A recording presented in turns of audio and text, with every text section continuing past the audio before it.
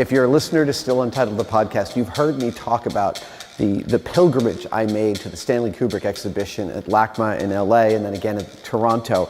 I'm standing in the Stanley Kubrick exhibition, which amazingly is now in my hometown of San Francisco. It is playing right now at the Contemporary Jewish Museum in downtown San Francisco. And we're about to go take a look at some of the beautiful artifacts inside. Let's go.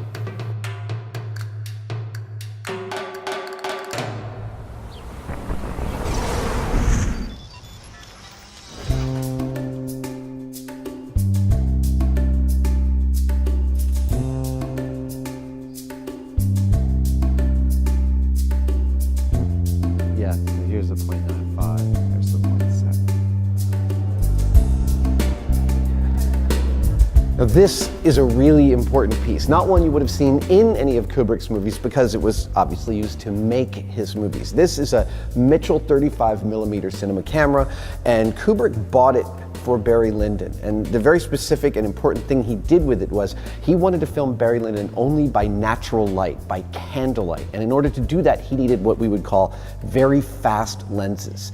Lenses that could take in tremendous amounts of light and expose them onto the film. These lenses had only been made by NASA, and they had different fittings than a Mitchell took. So Kubrick took this Mitchell to an old camera guy who remachined the entire assembly of how the lens attached, where the film went through the film plane, and created a monster Frankenstein camera. He even went so far as to have custom-made 3-wick candles that burned bright. They burned fast, but they burned bright enough to light the actors.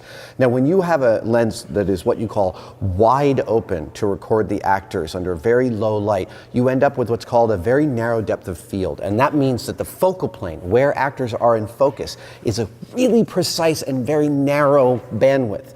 So the actors in Barry Lyndon had to learn to move laterally to the camera as they were doing their performance rather than forward and back, because otherwise they would have dropped out of focus. None of this is something you would have noticed, and that was the point. This is the lens that Kubrick had attached to that Mitchell. And it doesn't look like much to you, but if you're a photographer and I tell you that it is a f.7 lens, it is an astoundingly fast piece of photographic equipment. It's absolutely beautiful. It's like a religious artifact to me. These lenses are also here in this exhibit as a way of demonstrating Kubrick's particular commitment to the kind of filmmaking he wanted to do. He didn't rent his equipment like most films do. He bought it. This gave him tremendous amounts of control. He was also a bit of a gearhead about it, but mostly it gave him the freedom to keep filming and not worry that he was continuing to accrue costs because he owned the equipment he was filming with. He worked very efficiently with very small crews, the smallest he could manage, so that from a budgetary standpoint, he could shoot as long as he wanted and get what he needed in the can.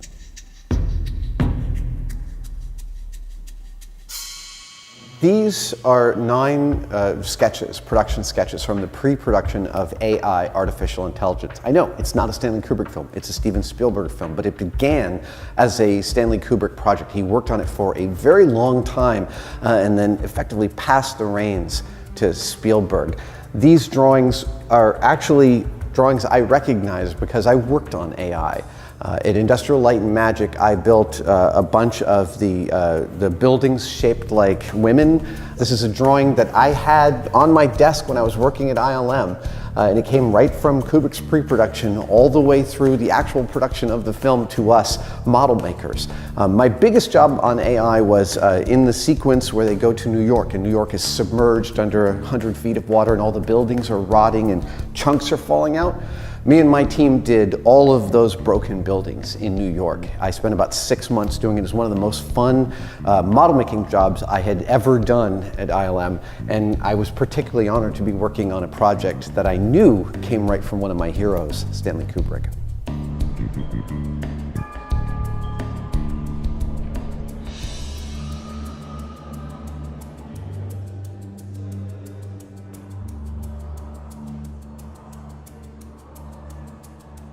Oh, nice. Shining Maze, that looks pretty good. This is something I saw the first time I saw this exhibit at LACMA in LA, and it's one of my favorite pieces. It's something that I've actually gone a fair bit towards replicating. My replica of Kong's survival pack was in a show at the Museum of the Moving Image in New York earlier this year.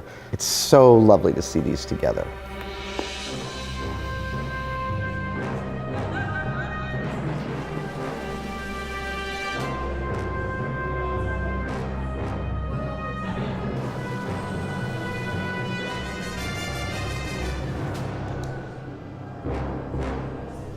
And so this is famously Moonwatcher, yes? It is Moonwatcher, yeah, it is the original costume that was worn by the main actor Dan Richter, who was a trained ballet dancer and theater actor. He studied the movement of this ape species very closely in order to be able to carry out all the movements accordingly. It's in fantastic condition. I mean, I know that it's made out of latex and natural materials. I can't believe how well preserved it is. Yeah, when we found it in the estate of Stanley Kubrick, it was more like a plain costume suit. But we were really lucky because when the presentation was in Los Angeles, the restorers at Los Angeles County Museum of Art, they invested a good amount of work and labor to emphasize this costume by inserting a solid structure into it and adding a mounting device. So great. We are able now to show it in a more three-dimensional, more interesting and attractive position. This mask is really important from a prosthetics standpoint. It was built by the legendary Stuart Freeborn. You would know Stuart Freeborn's work because he made Chewbacca, the greatest non-human character in cinema history. And Moonwatcher's face was such that instead of cables controlling his animatronics, he had a very simple mechanism of a cable on the jaw so that when he opened his mouth, his lip curled. And if you watch the movie, a tremendous amount of emotion and performance come out of these simple mechanisms. Moonwatcher, I think, is still, I mean, I can't believe what good shape it is in after all of these years. It's not rotting.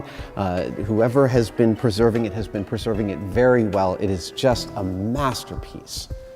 Tim, can you describe to me what we've got here, this beautiful piece? Well, yes, this piece is a scale reproduction model of the War Room. That was the central filming location for Dr. Strangelove. Did you guys have this built specifically for the exhibition? Yes, indeed. We had a model maker commissioned to build this piece according to the plans. Clearly, when you guys commissioned this, you worked really hard on making sure the lighting was right.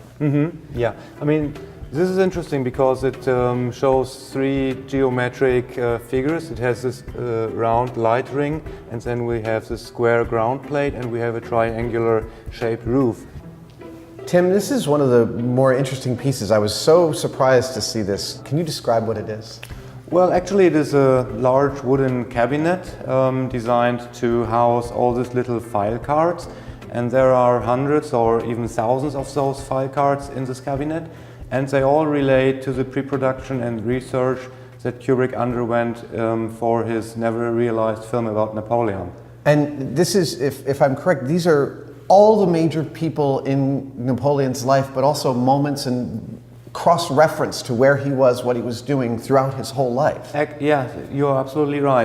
This file card cabinet contains a chronological approach to Napoleon's full life, and also indicates what his opponents, his rivals, his friends, his allies, and he was working with a university professor called Felix Markham.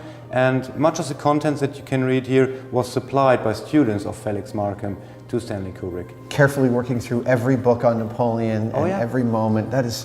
You know that we also have the library here, like we have 250 volumes of books. Wow! And information from every single one of these has been put into the card catalog. You know, as someone who really likes researching and likes the minutiae, I can't even conceive of the pleasure Kubrick must have had looking over that card catalog when it was done.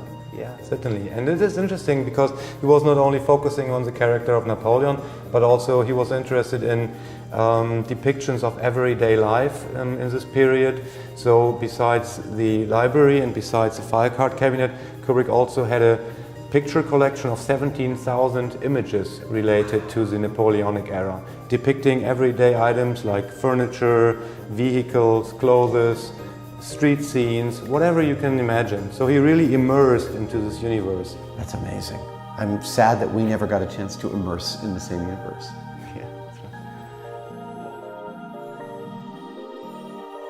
Now this exhibit will continue traveling around the world, but one of the cool things about it is at each museum it arrives, that museum designs the exhibit afresh. And the CGM has done a fantastic job with this one. It not only gives you a kind of a wider scope about Kubrick, obviously that's its goal, but it also gives you, I think, a deeper reason why you love Kubrick, why I love Kubrick. It shows me the lenses and the equipment and the dedication, the amount of research that went into every single project. There was nothing that wasn't lovingly pored over and carefully crafted by Kubrick, and this exhibit gives you a real glimpse inside his incredible mind. I will be back.